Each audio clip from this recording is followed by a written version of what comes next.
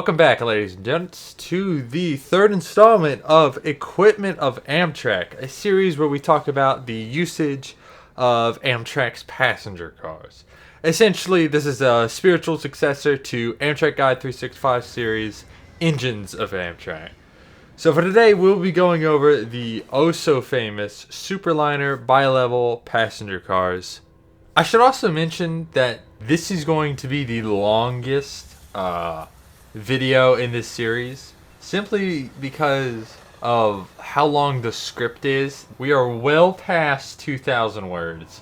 I know for a lot of people that's like nothing, but this is big for me. All right, this is a big video, and this is 8 pages. Yes, it is double spaced. Shush, shush. Yes, I like to be able to read my Word documents. Thank you very much.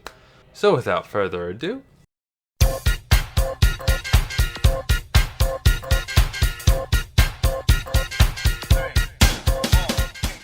after Amtrak was willed into existence, it inherited more than 1,000 passenger cars, most of which being conventional single-level cars. However, 73 of these cars were a special variety known as high levels. Built by the Bud Company and used by the Santa Fe, their most prominent feature was their 2-level configuration, allowing for around double the space of a normal passenger car. Their height made them particularly well suited for long distance trains in the West with immaculate views, smooth riding characteristics, and roomy interiors. Amtrak realized that the high levels were the perfect car for its long distance services. So in 1973, Amtrak issued a request for proposal for a new car, and 13 companies submitted design. Amtrak would go with a Clonder proposal. By 1974, the design was finished and Amtrak chose Pullman Standard to construct the new cars. These cars would be named Superliners after an internal naming competition. The order would end up consisting of 284 Superliners, consisting of 150 coaches, 70 sleepers, 39 diners, and 25 lounges at a price of $250 million. Originally, these cars were expected to be delivered in 1977 and 1978. However, several delays would push this delivery window back to 78 and 79. A public unveiling would take place at Chicago Union Station on October 11, 1979. Originally, Amtrak planned on putting the new coaches on the financially troubled Floridian to boost ridership. However, the year of delays made this plan fall through.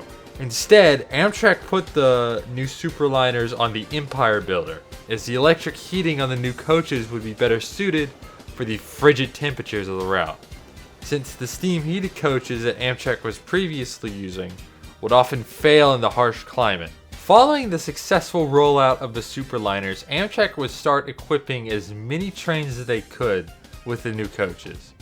Well, at least those west of the Mississippi River. This is because, of course, the Northeast Corridor being old. With the strict and numerous station and tunnel height restrictions, the sheer size of the Superliners would simply not be compatible with the infrastructure of the NEC. So, with some exceptions, the new coaches would stay on Western Amtrak routes. As for specifications, the Superliners come in at a length of 85 feet, a width of 10 feet 2 inches, and an impressive height of 16 feet 2 inches. They weigh from around 151 to 174,000 pounds, have a top speed of 100 miles per hour, supplied by 480 volt AC head and power, and ride on either Wagon Union MD-76 for the Superliner 1s or GSI G70 bogies for the Superliner 2. Speaking of which,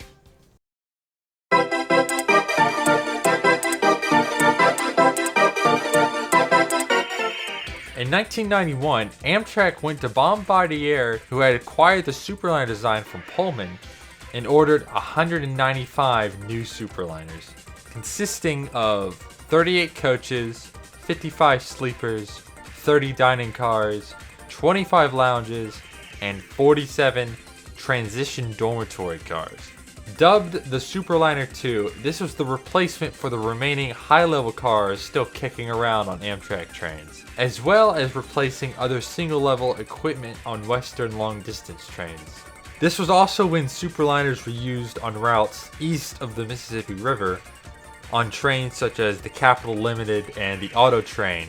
The main difference between the two cars, or as mentioned before, the Superliner 1s have wagon union bogies and the Superliner 2s have the much improved GSI bogies, which provided a smoother ride compared to the Superliner 1s. As for the interiors, I haven't really found that many meaningful differences between the two. So when we're talking about the different kinds of, different types of cars, they will pretty much apply to Superliner 1 and Superliner 2 versions.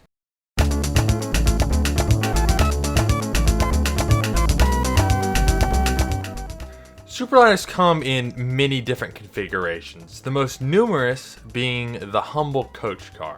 In total, 188 Superliner coaches were built. They can seat a maximum of 78 passengers, with 62 on the upper level and around 12 to 15 on the lower level.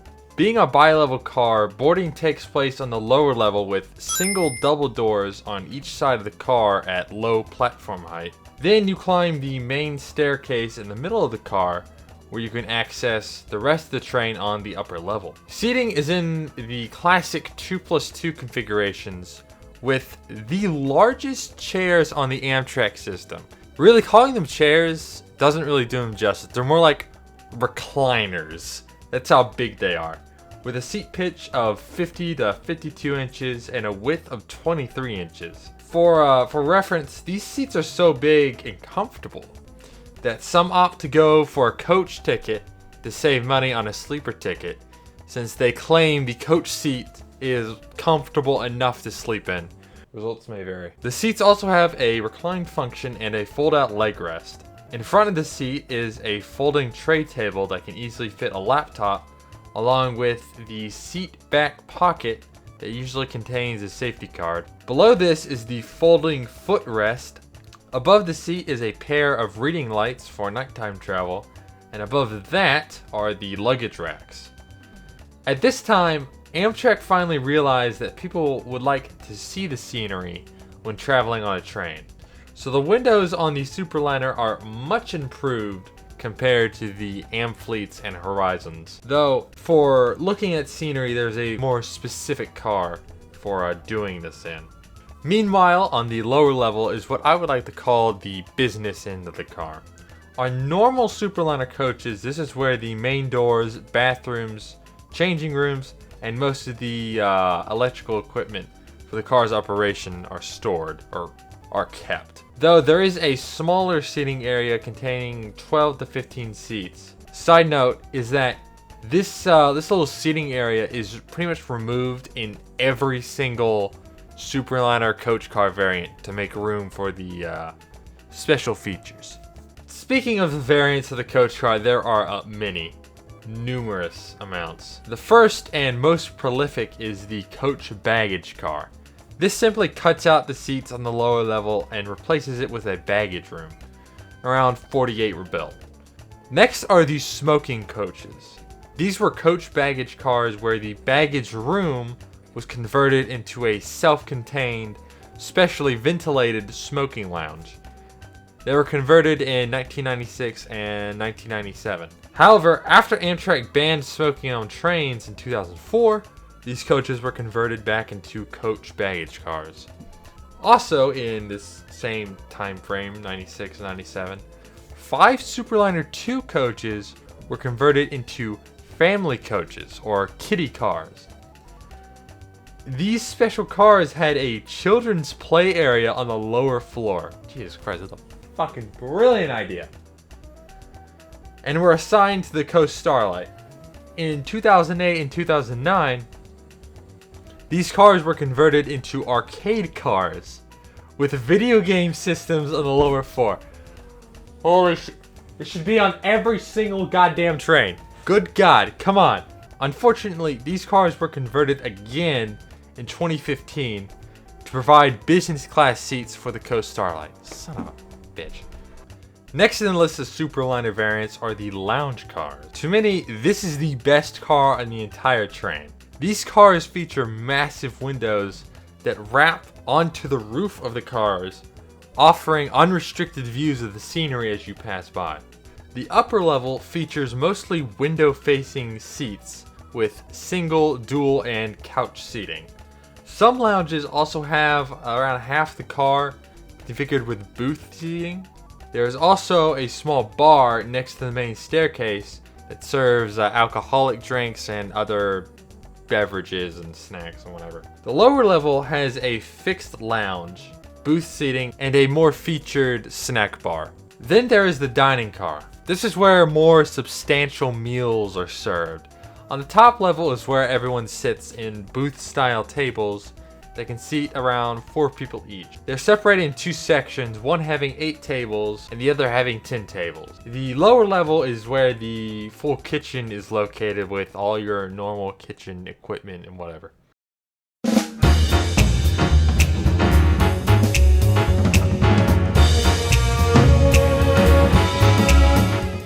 Last, but certainly not least, is the sleeping cars. On a long-distance train where travel times are measured in days rather than hours, having a place to sleep that is private is very important. On Superliner sleepers, there are 4 types of rooms: roomette, bedroom, accessible bedroom, and family bedroom. Starting with the roomettes, these are the smallest rooms of the bunch, with a length of 6 feet 6 inches and a width of 3 feet 6 inches.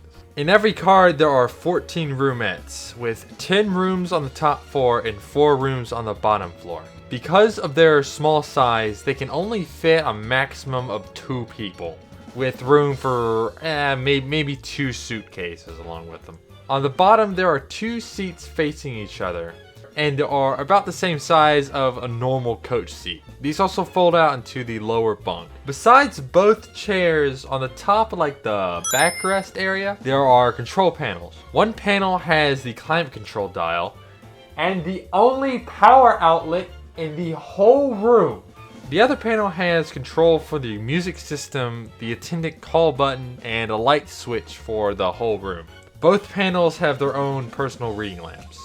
Side note, these also change depending on which Superliner model you get, or whether it's refurbished for whatever reason. Some of them have like a dial for the climate control, others have like push button things. Yeah. Between the 2 seats is the fold out table that sucks. It's small, not really sturdy, and not even level. It does have a chessboard embossed on it though. On either side of the table there are these cup holder like things. These like circular cutouts that are meant to be cup holders, but they don't hold anything. If you go over like a switch, they fall. Your drink falls out. What? Oh, well, yeah. On the hallway side of the second chair, I guess, there is a set of steps, at the bottom of which is a small trash can that lead into the top bunk. This folds down from the outer wall and is where bedding is kept during the day. You can also keep some thinner bags here during the day as well. There is also a coat rack besides the opposite seat, and there is extra storage below the seats for smaller bags. When it's time to go to bed, the bottom bunk is formed by folding the bottom of the seats out into a bed, and the top bunk folds down from a hinge on the side of the room. There's also a safety strap for the top bunk so you don't get jostled out. Next up for sleeping arrangements are the full bedrooms. These rooms are larger than the roomettes, mainly due to the addition of an ensuite bathroom / shower. They measure 6 feet 6 inches in length and 7 feet 6 inches in width, which also includes the bathroom as well. So they don't feel nearly as large as you might think. However, they are still only meant to sit 2 people, though could get a 3rd person in there, but you have to be pretty cozy with them. Seating is now in the form of a couch that spans the width of the room, and a small folding chair next to the window. The folding table is the exact same as the roomette, so we're not going to go over it.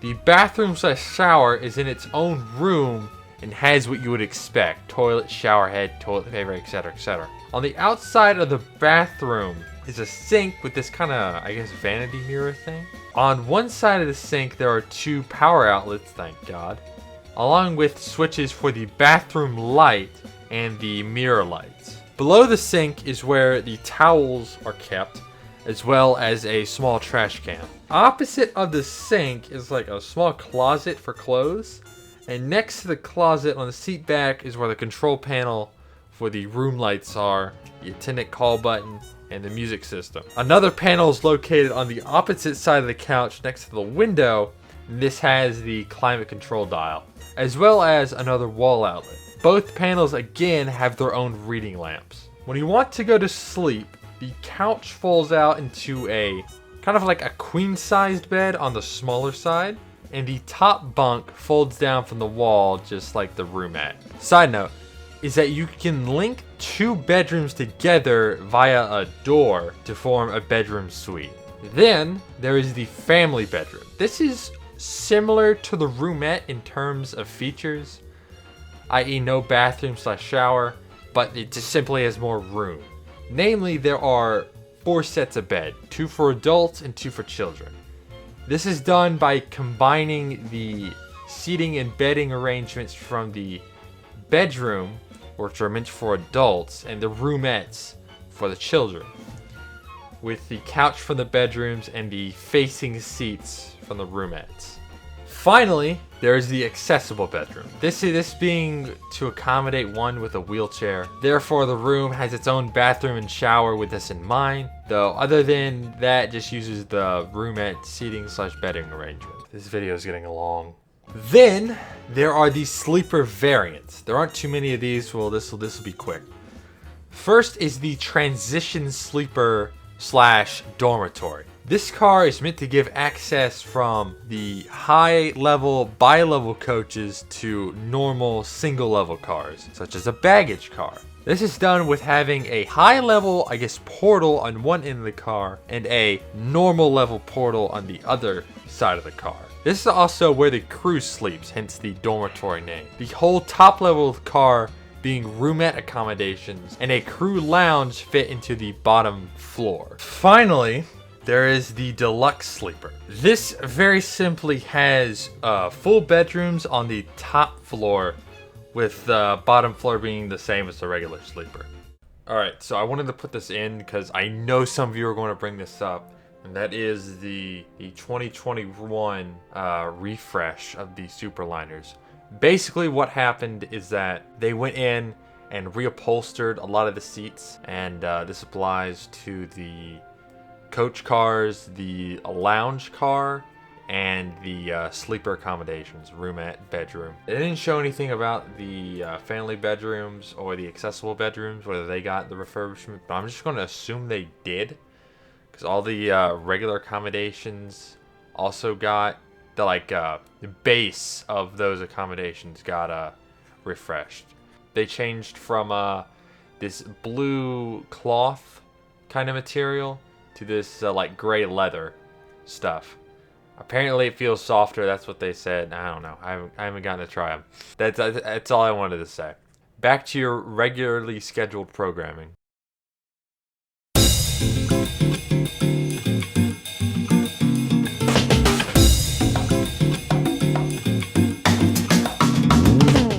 In 1990, Caltrans was looking for new coaches for their intercity services, and Superliners looked promising. However, the design would not be up to the task of frequent intercity services due to the single double doors and single curving staircase, which would simply not work with this kind of passenger volume. So Caltrans contracted Morrison Gunderson, M&K, whatever, to make modifications to the design, and in 1994 they would deliver the first of the California cars.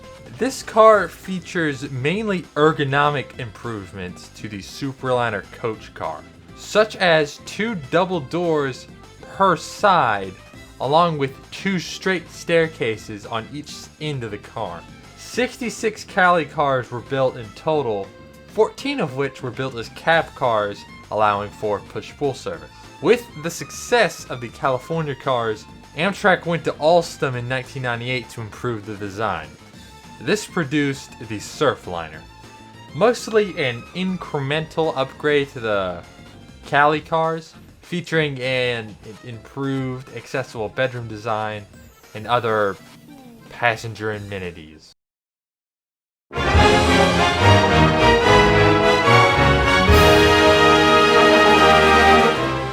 The Superliner is arguably the most famous Amtrak coach, period. Simply from the amount of variation in the models and how prominent they are in the West. And while they might be old and a little tired, they are iconic and will always be a part of the history book of Amtrak, America's passenger railroad.